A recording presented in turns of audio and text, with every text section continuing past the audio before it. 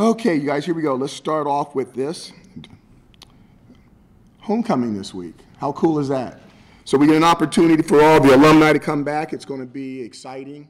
Anytime that we get a chance to get ex-Orange people back here and we get an opportunity to put our best foot forward back in the dome, we're excited about that. It's always good to be at home. We have a really good record at home. We want to keep that intact. Things that have happened since the last time we've gotten together. Andre Smith has received a scholarship, so he's on now full grant and aid.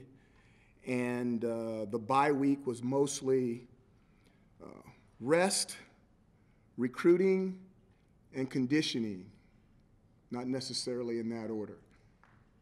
Any questions? Matt? Dino, throughout the year, you've gone to different options for the tight end in very specific moments. It's only been once, maybe twice a game, but a lot of the times it's worked. Why not go there more often? First of all, we've had fluctuation in our tight ends. You know, Ravion's been out, and it has to do with the defenses that we're playing and based off of the personnel and how we're covering them, whether they're covering them with man coverages or zone coverages, whether we feel that they can beat those coverages and whether they fit into the game plan and what we're trying to do. The biggest thing for a tight end, I've had, I want to say three or four tight ends make it in the National Football League. There's no doubt that tight ends in the red zone are worth their weight in gold, but most tight ends make their money, or if they're going to make money, it's by blocking. And their ability to block people and move people where they don't want to go against their will is really the number one job requisite for that position. Now, if they have the ability to catch the football as well, it makes them elite. The guy at the Patriots, elite. Okay, so to do both is really something that's really amazing. You can do one and be on the football field. To stick with tight ends, Ravion's back on the depth chart this week. Do you expect him to play Saturday? Is he back? I do. Anyone else you're expecting to get back? Antoine or like Devon Clark's the other guy? I don't know about Clark. I expect Cordy to play. Cordy was at practice flying around yesterday with a big smile on his face. I expect him to be there. Coach, last couple of weeks in those losses, you guys allowed almost 300 rushing yards in both games. How much of the bye week did you spend kind of reassessing that, and how did you try to patch that with the guys going to UNC? Well, we have to stop the run. There's no doubt about it. It's really hard. There's three things. Golly, there's three things that really affect a football game. You want to be the guy. You want to be a guy that knows a lot about football. It's can you stop the rush? And this is the one that throws people a curveball. Can you run the football when you want to run it? Doesn't mean you got to run it every snap. But when you want to run it, are you capable of running the football? And the third thing is turnovers. You win the turnover battle and you win 2 out of those 3 categories that I just talked about, you're probably a winning football team. Doesn't mean you're a championship football team. But if you do all 3, I guarantee you're probably a championship football team somewhere. In the back, Matt. Coach, how much did you look back at that Pittsburgh tape, and I guess did it frustrate you even more watching it back than it did right after the game? Okay, I watched the tape. What's the question? No, so I guess tell me what was it about that game, the end of the game, the way it ended? I mean, is there anything that you take from it watching it back a second time? No, I wish we'd have blocked better on the very last play. That game was a close game. Obviously, it was a battle that any team could have won. They did a great job winning it. We're disappointed about it, but it was a contest that was right there, went down to the end, and it comes down to a couple of plays. The hard thing the thing that fans see is the last play. What coaches see is that there's several plays in that game that would help that you wouldn't even get back to the last play. You got 2 kickers kicking the longest field goals in an NFL stadium that NFL guys haven't kicked. And I think there's 3 kicks that were like NFL records. And to think that, somebody's gonna be able to hit one of those kicks is one thing. For them to go 3 for 3 from that distance, the guy goes 0 for 2. We're not even in overtime. The game's over. We get a tackle on the sideline, the game's over. That's all that stuff adds up. We make a play in the red zone, we score a touchdown instead of kick a field goal. We're not even talking about that stuff. So it's difficult. We lost the game. We get it. But there was a lot of plays, not just the last play, so to speak, or the last turnover in the game. Looking at the wide receiver core in the past 2 seasons, it's been a lot of times there's just been a single guy like Ambo or Itch that you could just throw the ball up to and they could go out and get it. It's that easy? But this year the ball seems to spread out much more at least. Just what is it that you see on the field and what is it that Eric sees on the field that you say, you know what, you're not going to 1 or 2 guys this year, you're going to 5, maybe even 6 in a game? It's not like that. When there's a guy that's dominating individuals, then you get that guy the ball. I mean, I brought this analogy up before. If you and the other 3 guys next to you, that's 3. Then you 4 guys are playing and Michael Jordan's on your team, everybody has a role. And I know who the shooter is, and it's not either one of you 4. You wouldn't be sitting up here in the front row doing what you're doing. So it's no different with those receiver cores of the past.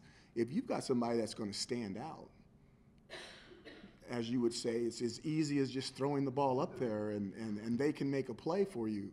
So why not go ahead and do that? But if you don't have anybody standing out, then until someone does stand out, that the ball normally gets spread around until someone comes to the forefront that says, hey, if you haven't noticed yet, I'm Michael Jordan and you need to get me the ball more. Well, we're still looking for Michael.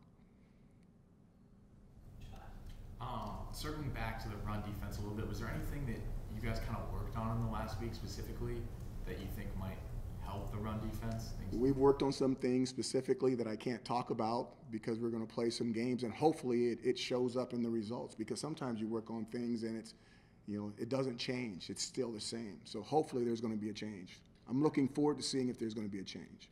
Do you think what is it, I guess, more service level then, if you want to point to something like is it tackling, is it positioning, where is the hole? Again, it's not that easy. It's numerous things. It's a mental mistake here, not being in the right spot. There's physical mistakes where you don't show up in a spot, or now you're in that spot and you don't make the tackle. And then sometimes it's just a really, really good back running into a guy and crunching some bones, and the guy can't hold on and the guy keeps going. So when you tie all those things in, that's the stuff that adds up to some of the numbers that we've been getting. So with that, it's multiple position groups then too, right? It's not one spot. I wouldn't point the finger at one group, not in a team sport. No, sir. I guess the first time Syracuse played Carolina since coming into the ACC. Are you a fan of the way it's all set up with playing those teams on the other side of the conference once in a while? And then, 2-part question, what do you think about this Tar Heel team? The Tar Heel team? Yeah. Well, first of all, I think that the way it's set up is the way it's set up. I think that the ACC Atlantic is one of the toughest divisions in college football, and I think the ACC is a fantastic conference. Okay, I've said that many times. I believe it as so. I think that that I have a lot of respect for the University of Pittsburgh, and we get an opportunity to play them every year, and it's always been a battle. Now, when you talk about the Tar Heels, I haven't had an opportunity to play them yet. They look like, I watched them last night against Virginia Tech, or was that Saturday night, and they look like, they should have won the game to me. If their running back doesn't fumble on the 1-yard line and they score a touchdown with 9 minutes and something left, they're going to win the game. So here you've got another football team that's been, I shouldn't say another football team, you got a team that's been penalized by the NC2A. They have been rotating, 14 guys or something to that effect, in and out of games, messing with their, what's the word I'm looking for? Lineup. Say it again? Lineup. Various lineups where they can't get used to each other on offense and defense. And the front part of their record doesn't look so good. They remind me of a team that's beat up with injuries, what's happened to us a little bit on the back end in November. So you take these guys out of the lineup, it's like they have major injuries. You're putting other guys in. They're not truly,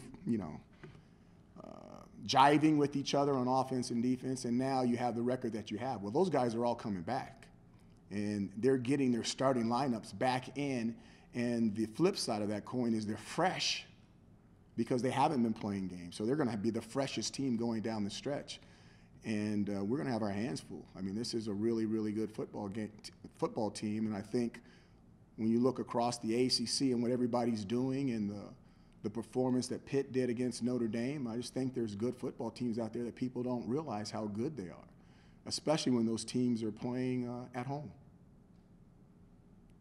Nate? I think the news this morning came across your Okay, desk. say a little louder. I think the news about Bob Spoo came across your desk this morning. I guess in addition to anything you'd like to say about him, I guess I would just ask, you know, how is sort of Bob imprinted on this program and you as a coach? You know, Bob Spoo's an amazing man. Bob Spoo was he was a longtime quarterback coach at Purdue University, coached a lot of the NFL greats at Purdue.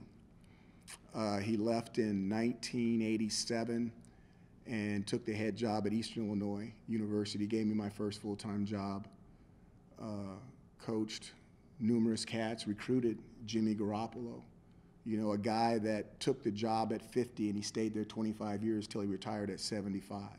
And he needs to be and he should be a Hall of Fame coach at that level. I can't, if you want to do something that is really cool and takes a long time,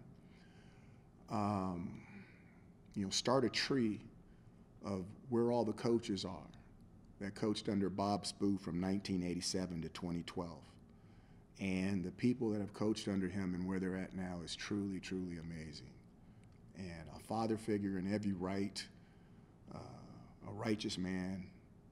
His wife, Sue, passed away, I want to say a year or 2 years ago. And they have one adopted daughter, Katie, who grew up there. I can still remember going over their house where I was still single and going over their house and eating dinner with them in 1987. And it was just Bob and Sue and Katie. And truly, truly amazing family and an amazing man. There's no doubt that there's a lot of Bob Spoo in me, and the way he does things is exactly right. So it would be it'd be a really cool article.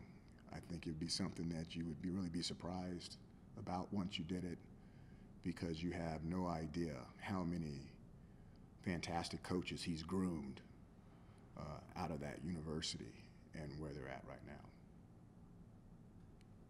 Time for two more questions. David? Wanted to ask kind of about the emotional kind of state of the team. You know, how did you see them handle the Pitt loss and over the course of the bye week? You know, what was the temperature like? The temperature was like this. You know,